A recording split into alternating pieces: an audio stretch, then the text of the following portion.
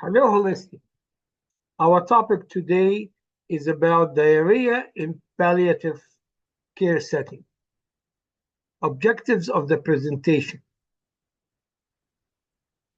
Prevalence. Diarrhea is a cause of significant distress and illness with dehydration, electrolyte imbalance, and malnutrition that can lead to compromise of wound healing and immune function. It has been known to occur in 7 to 10% of hospice patients and can be up to 50–80% of patients on certain chemotherapy, such as 5-uracil,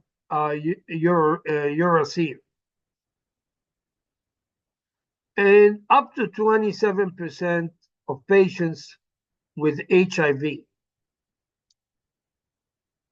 Diarrhea is defined as loose stools with increased frequency. Diarrhea is considered when patients have more than 3 loose stools in 24 hours, water content of greater than 75%, or increased stool weight of greater than 200 grams.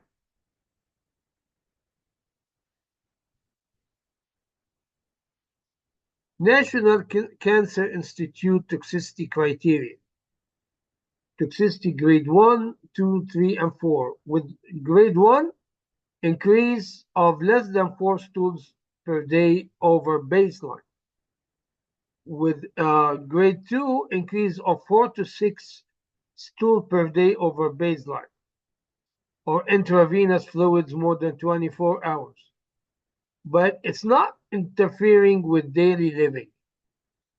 Toxicity grade 3, increase of more than 7 stools per day over baseline, with incontinence, intravenous fluids, and severe increase in ostomy output, severe increase in ostomy output compared with baseline, interfering with daily living activities. Grade 4 is life-threatening consequences, such as hemodynamic collapse. Bristol stool chart. It goes from 1 to 7. 6 and 7 are basically considered diarrhea. Here, these upper ones, are basically constipation.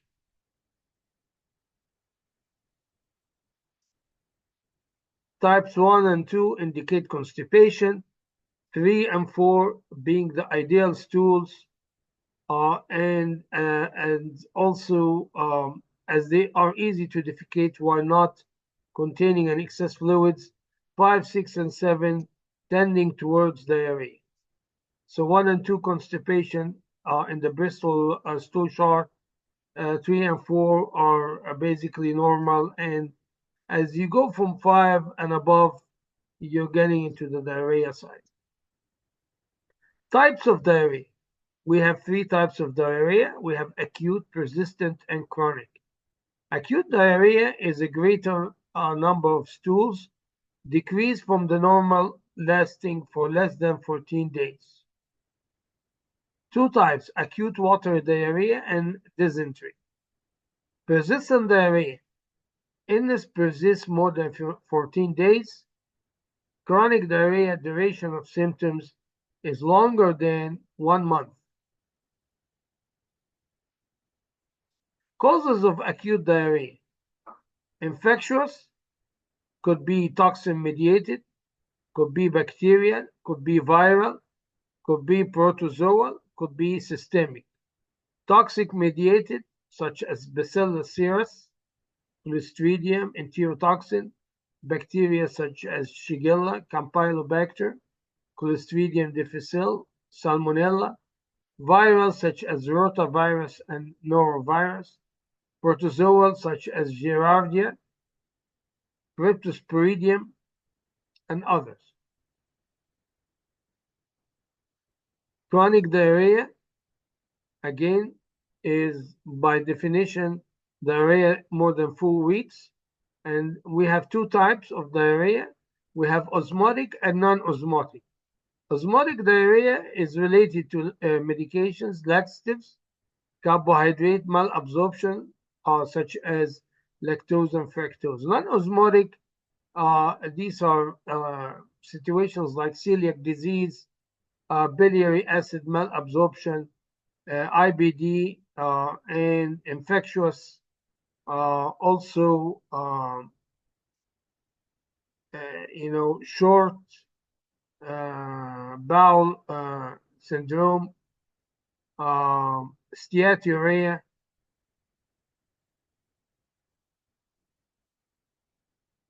Um, Again, summary types of diarrhea. We have invasive, we have secretory, we have osmotic, and we have motility related. So invasive is stuff like Shigella or infections. Secretory, basically stuff like, Vibrio cholerae, increased serotonin like in carcinoid syndrome. This is secretory. Osmotic, like patients having disaccharidase deficiency, celiac disease, motility disorders such as inflammatory bowel syndrome.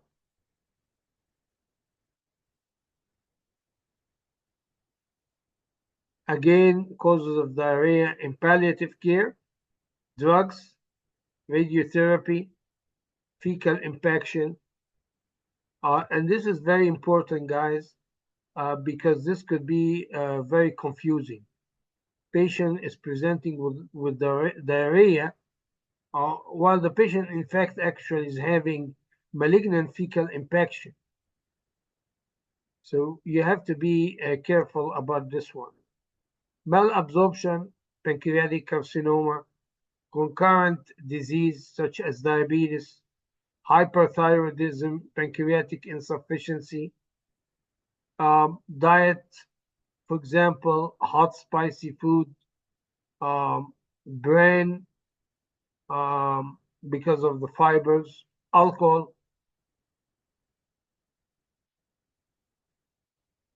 Diarrhea symptoms: loose motions, stomach pain, high fever, blood in motion, bloating, weight loss, excessive thirst, weakness, dry cough, dark colored urine. Complications and consequences of watery diarrhea: dehydration, electrolyte disturbance, base deficit, acidosis, malnutrition, persistent diarrhea, toxic ileus, renal failure, hemolytic uremic syndrome, DIC, convulsion, cerebral damage, and cerebral venous thrombosis. Management of diarrhea. First, assessment. Take a careful history detailing the frequency of the defecation, nature of the stools, timing of the problem, concurrent and recent medications such as laxatives or broad-spectrum antibiotics, because of C. diff, of course, recent foreign travel. Examination and investigation include fecal impaction and intestinal obstruction, rectal examination, abdominal palpation, abdominal X-ray may be required to confirm persistent water diarrhea with systemic upset, which might indicate an infective cause and might require investigation. General measures: rehydrate as necessary, preferably by the oral route. So we always start with the oral route. But if this is not feasible, then we do the IV fluids in severe cases. And usually the best solution is ringer lactate. And we talked about this in our lecture, dehydration, rehydration. Drink clear fluids and eat simple carbohydrates such as toast or crackers. It may be difficult to digest lactose-rich food, such as milk. Avoid drinking milk in case of infective diarrhea, even if not normally lactose intolerant. Diarrhea caused by a virus can cause sensitivity to milk products for a time after the diarrhea has cleared. Gradually reintroduce proteins and then fats to the diet as diarrhea resolves. Offer skincare advice for anal area.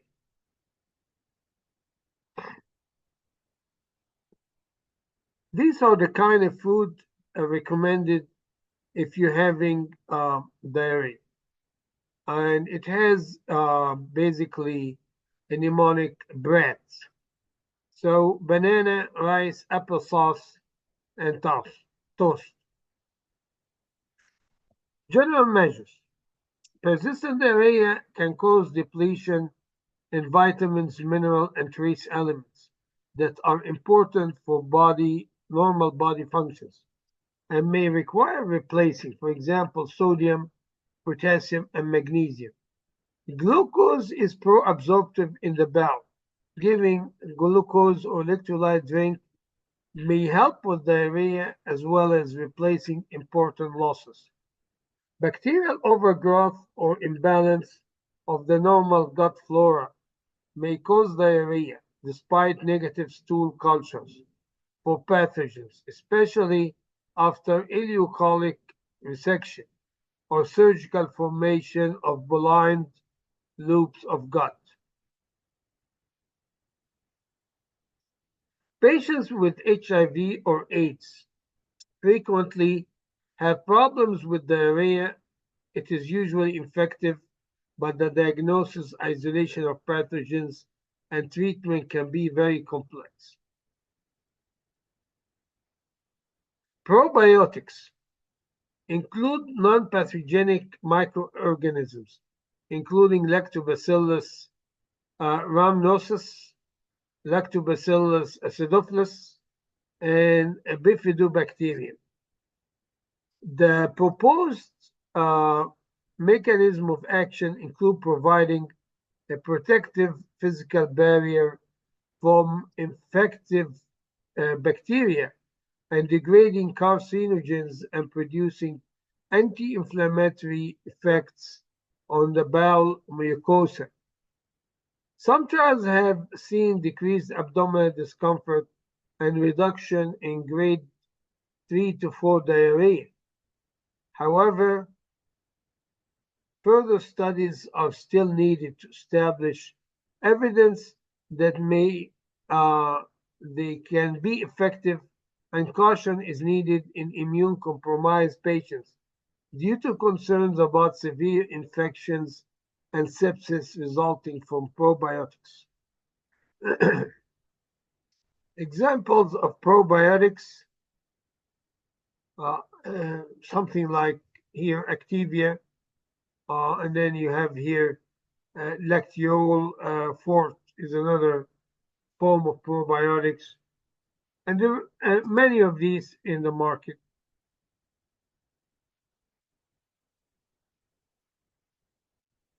How about oral rehydration therapy? Well, oral rehydration therapy is basically an electrolyte prepared in specific amounts to fulfill the electrolytes balance in the patient here. Usually sodium, made of sodium chloride, potassium chloride. Then you have trisodium citrate, dihydrate, glucose. All of these, you put them in like sachets, and you put them in a cup of water, and you drink them. And this is actually the best thing if is available for you. Another thing that you can do is do something called hypodermoclysis, and we talked about it in the lecture, dehydration, rehydration, is basically giving IV fluids, in the hypodermis, or what we call subcutaneous infusion. Usually we do it with the butterfly, and then we put it in a certain areas in the body.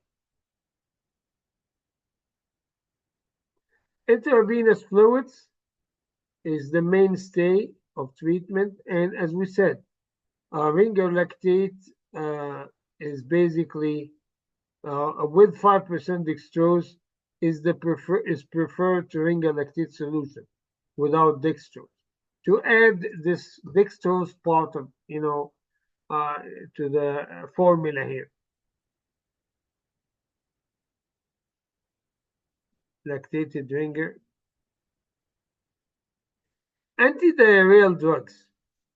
First, we have antimotility drugs such as opiates or opioids, anticholinergics, surface-acting agents such as psyllium, kaolin, pectin, colloidal bismuth, miscellaneous like bile salt-binding resins, cholestyramine, anti-secretory such as octreotide, inflammatory bowel syndrome such as 5-hydroxytryptamine antagonist and 5-hydroxytryptamine agonist.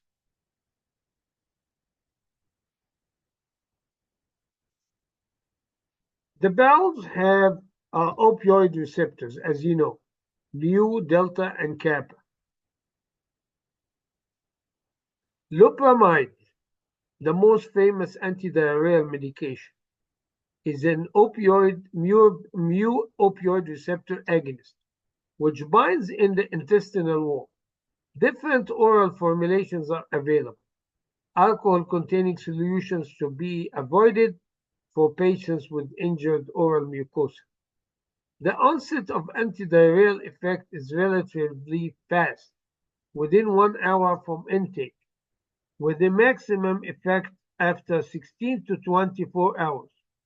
For patients with short duration of diarrhea, this may lead to unintentional overdosing and in consequence a subsequent need for laxatives.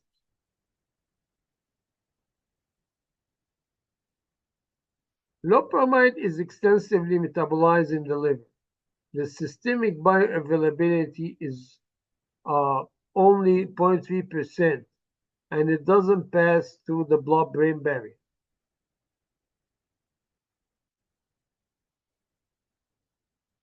Start with loading dose 4 mg. If diarrhea persists, add loperamide 2 mg after each loose stool.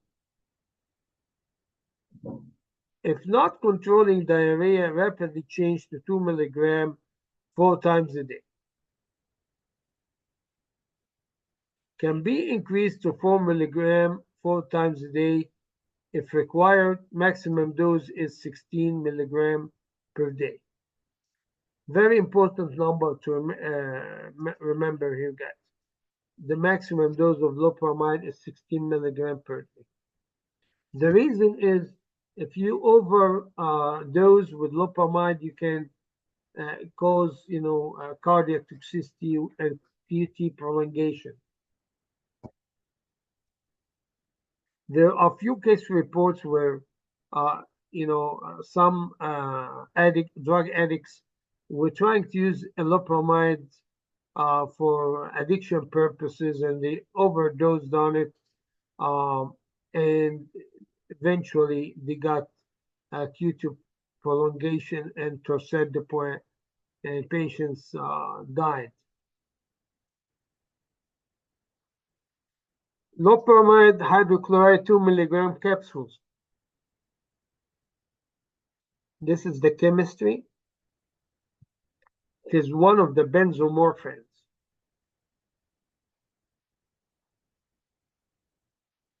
Generally speaking, antiperistaltic drugs that work on mu opioid receptors are either loperamide which is under the name of Imodium over the counter, or Lomotil, which is a prescription drug, which is basically diphenoxylate and atropine.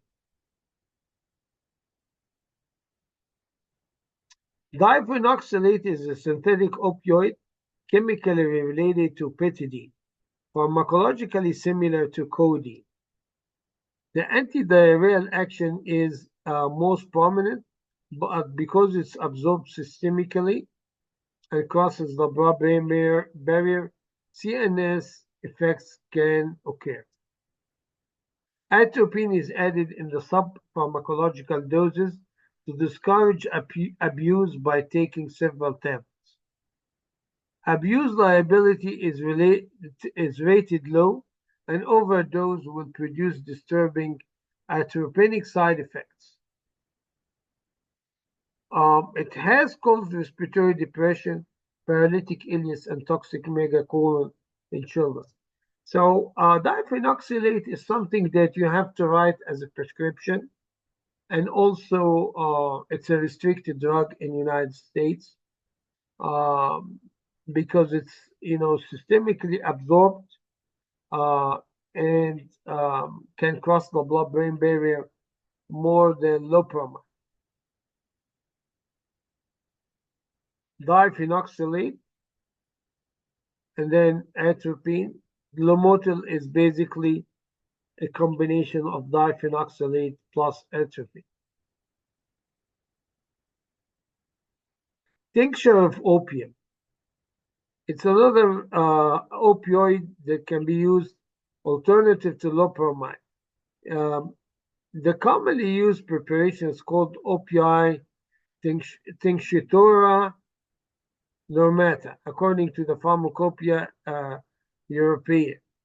Is a standardized alcoholic solution containing 1% 10 milligram per ml morphine, which is, besides codeine, the effective component.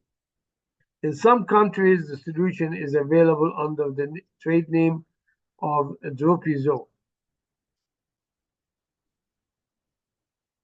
This is how it looks like. Again, this is basically a mix between morphine, and codeine.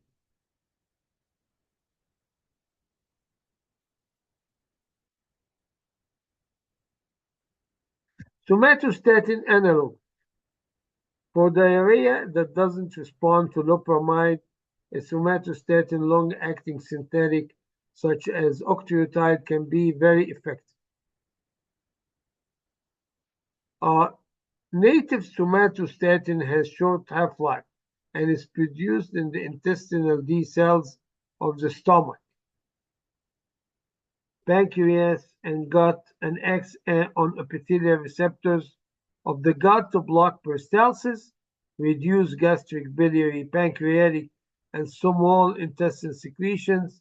It increases electrolyte and water absorption through the inhibition of secretin and through the inhibition of secretion of insulin, glucagon, gastrin, peptide YY, neurotensin, VIP, and substance P. Octreotide is dosed from 100 to 200 mic 3 times a day and is given subcutaneously, but it can also be provided as a continuous subcutaneous infusion. Octreotide has been proven to be effective in chemotherapy-induced diarrhea, radiotherapy-related diarrhea, graft versus host disease, high-output diarrhea following ileostomy or colectomy, and other cancer and AIDS-related diarrheas. The preferred method of administration is subcutaneous injection. Octreotide.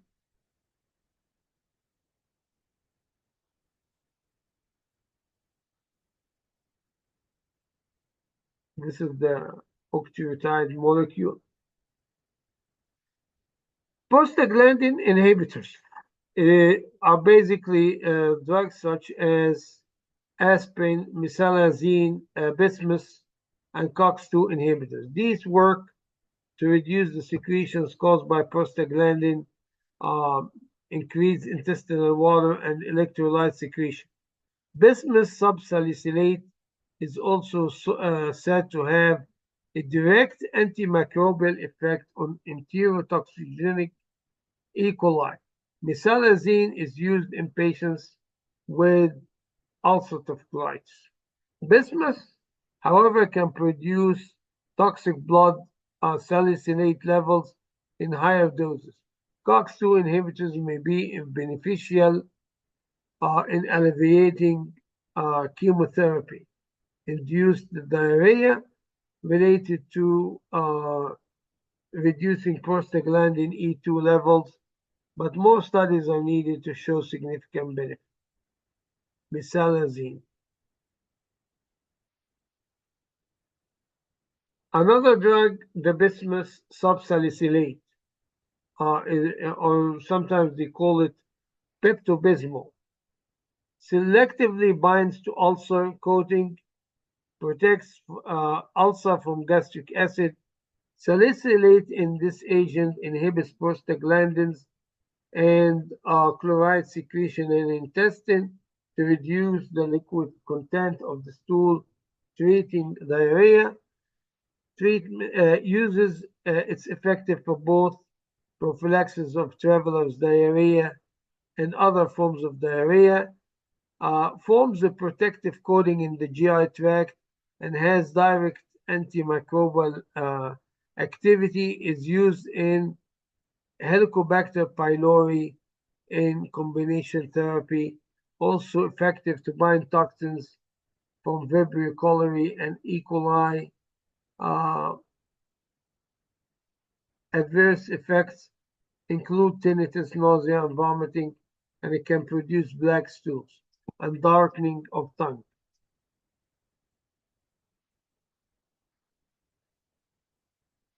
Bismuth subsalicylate.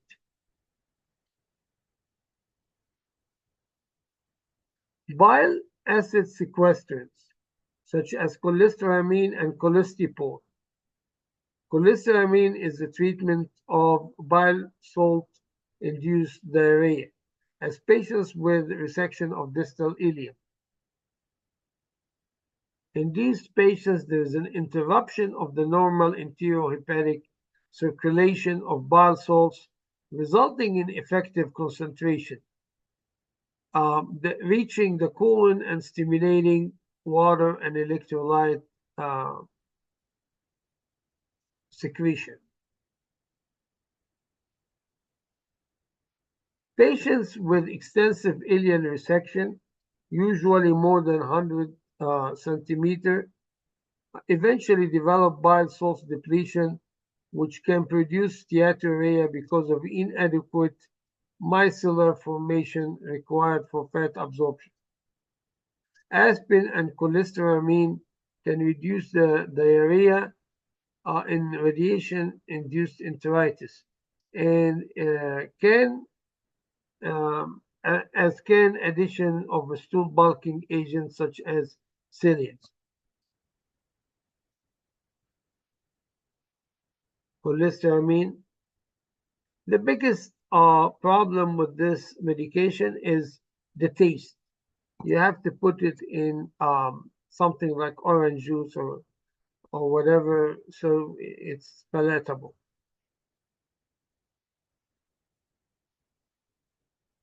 Smecta. The active gradient is diacimectite, a natural clay that covers the intestinal mucosa.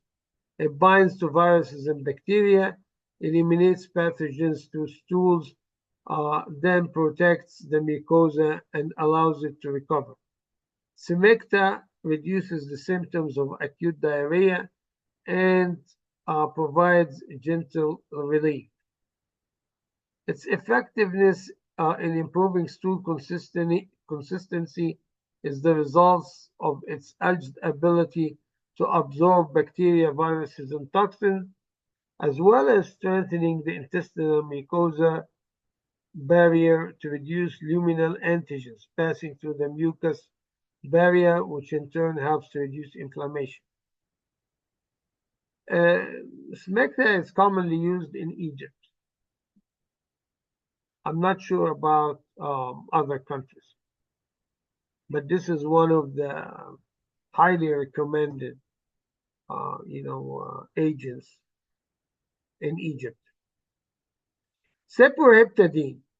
Carcinoid tumors respond to serotonin antagonists such as cyproheptadine. Cyproheptadine is preferred due to its toxic side effects such as retroperitoneal fibrosis and cardiac valve dysfunction with methysergy. We don't use methysergy that much because of the liability to get retroperitoneal fibrosis. Also, they're effective against severe diarrhea and possibly malabsorption. Somatostatin analogues are also effective, by the way, in situations of carcinoid tumors.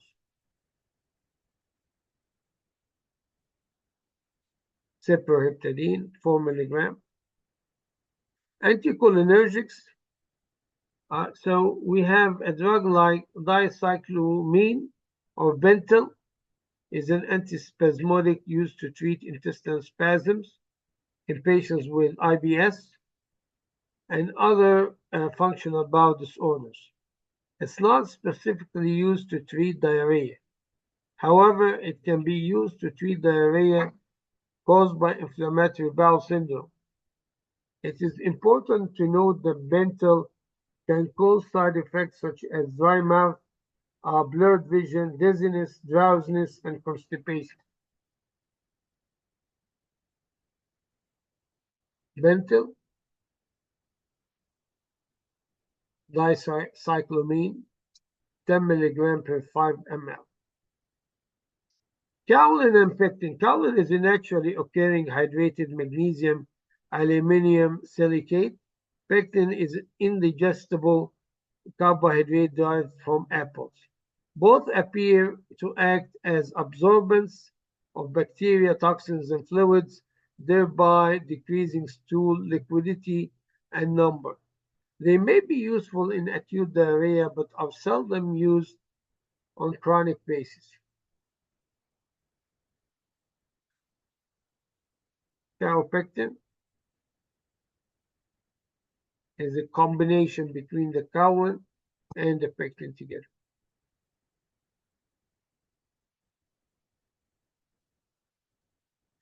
Then we have a Japanese herb called Hangi Shashin To. Hangi Shashin To. Hangi Shashin To is a Japanese herbal treatment prepared from 7 different medicinal herbs and generally prescribed to treat GI diseases such as diarrhea and gastroenteritis in Japan.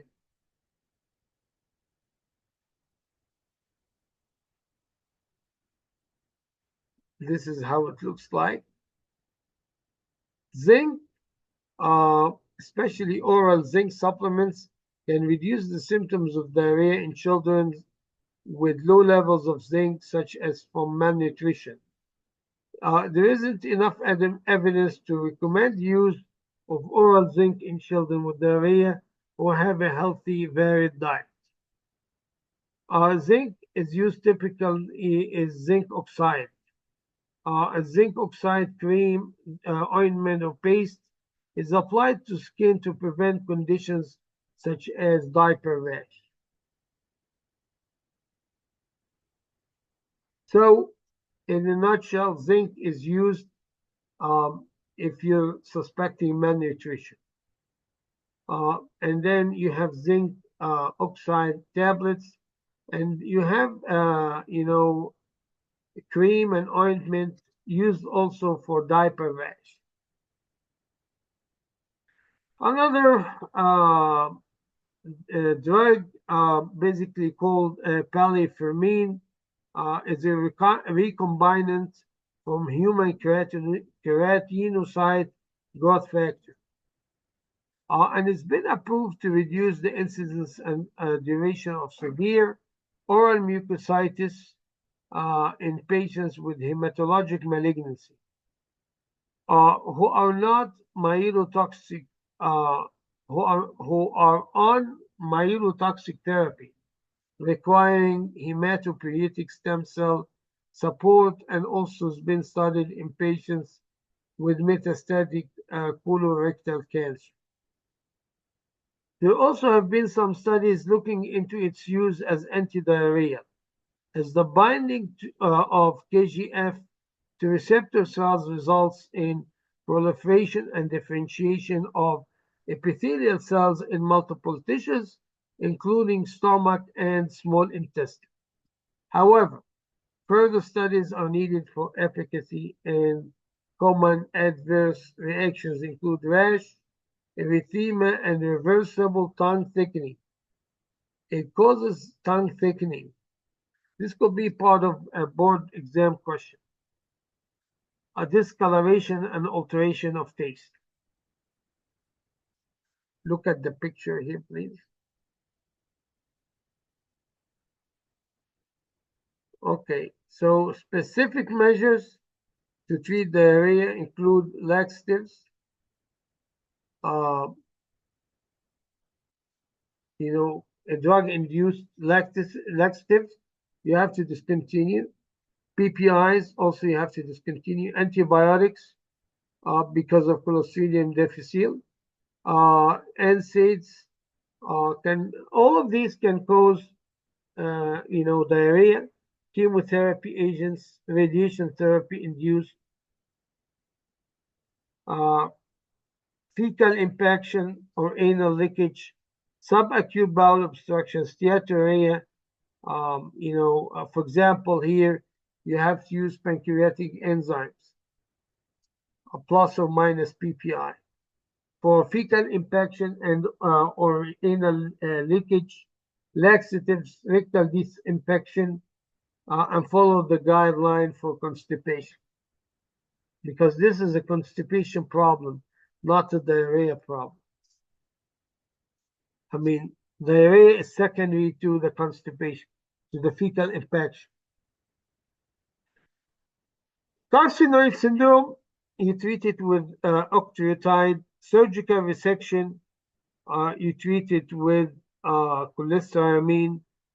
Concurrent disease such as diabetes, thyroid dysfunction, seek endocrine consultation. And at last, the diet. You need to review the diet, check the gastrostomy feed, because it might cause diarrhea, and seek advice of a dietitian. Key learning points.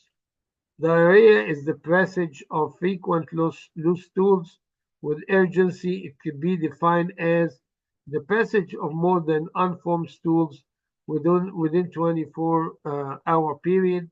Loperamide is a new opioid receptor agonist which binds in the intestinal wall, is the first choice for those patients where loperamide is not sufficient, and intensification of the therapy can be made by adding octreotide. So to make the story short, loperamide is the first choice for diarrhea, followed by octreotide. And then you need to rehydrate, preferably by oral route. But if not available for whatever reason, then you go ahead and do the IV fluids, especially with ringer lactate. Thank you.